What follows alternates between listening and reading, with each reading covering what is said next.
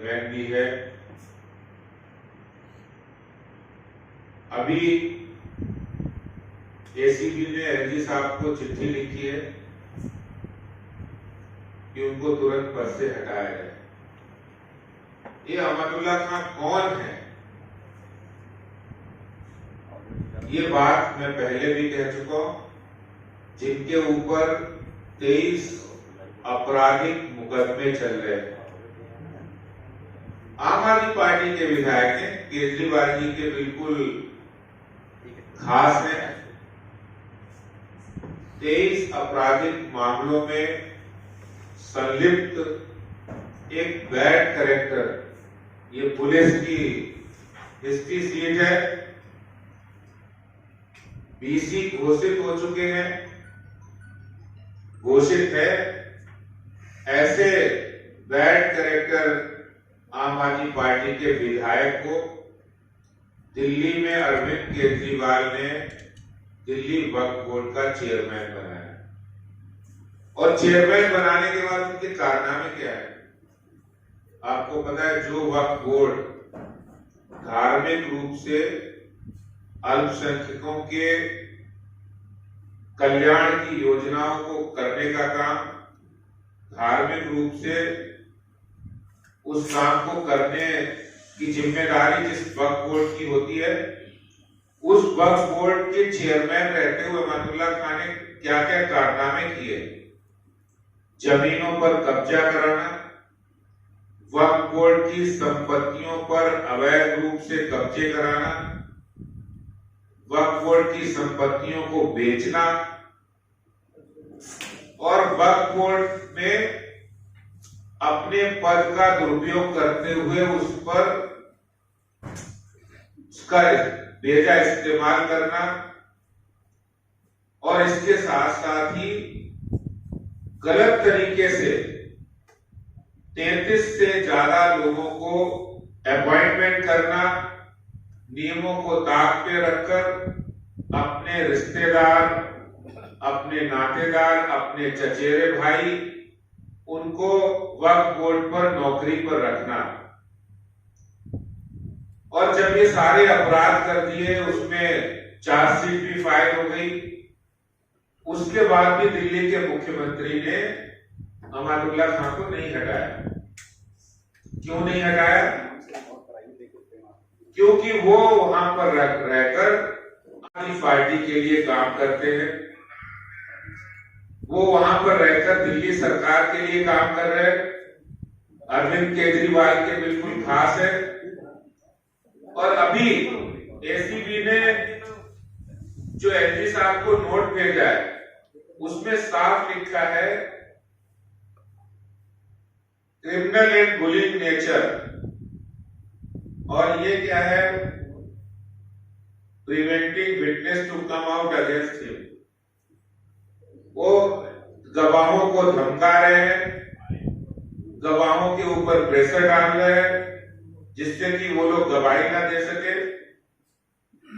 और एसीबी ने जो लाइन लिखी, it has been noticed that witnesses are not coming out openly against Mr. Khan due to his aggressive behavior and his position in Delhi Waqf Board. As on date, there are 23 criminal cases registered against him. और इन cases में जो case है वो सब मैंने आपको बताया। दिल्ली के अंदर वक्फ बोर्ड हो, दिल्ली के अंदर जल बोर्ड हो, दिल्ली के अंदर डीजीसी हो, दिल्ली सरकार का ड्यूसी डिपार्टमेंट हो, हर डिपार्टमेंट को भ्रष्टाचार का अड्डा बनाने का काम अरविंद केजरीवाल सरकार कर रही है। और इनके मंत्री जेल भी चले जाते हैं, लेकिन अरविंद केजरीवाल ने सत्येंद्र जैन को नहीं हटाया। अहमदुल्ला खान जो बैड कैरेक्टर एमएलए हैं, जो वक्फ बोर्ड के चेयरमैन हैं, और चेयरमैन रहते हुए उन्होंने इतने सीरियस ऑफेंस किए हैं, क्रिमिनल ऑफेंस किए हैं, फेवर किया है, भ्रष्टाचार किया है, ऐसे विधायक को तुरंत पद से सस्पेंड करना चाहिए, उनको हटाना की मांग को लेकर मैं आज यहाँ आपके बीच उपस्थित हूँ।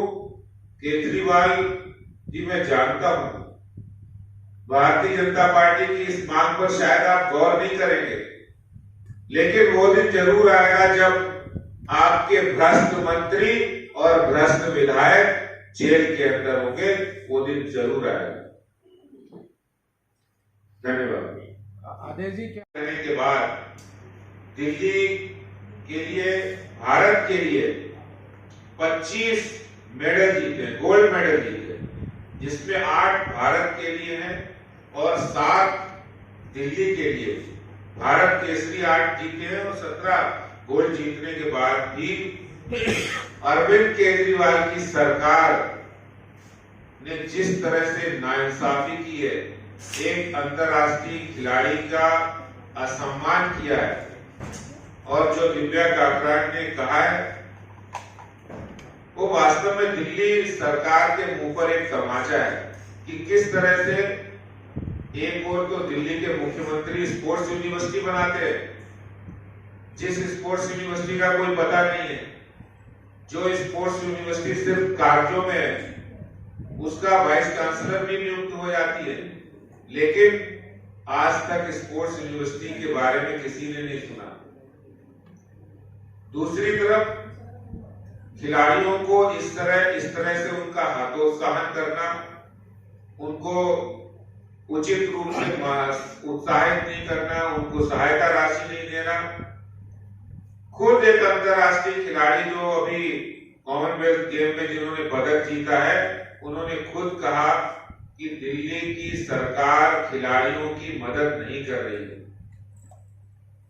आप बड़े शर्म के साथ ये कहना पड़ता है, दिल्ली सरकार के लिए शर्म की बात है कि दिव्या काकरान जी ने, जब आम आदमी पार्टी के नेता कहते हैं कि ये दिव्या काकरान ये उत्तर प्रदेश की, दिल्ली राज्य की तरफ से नहीं है, हमेशा उत्तर प्रदेश की तरफ से खेलती रही है।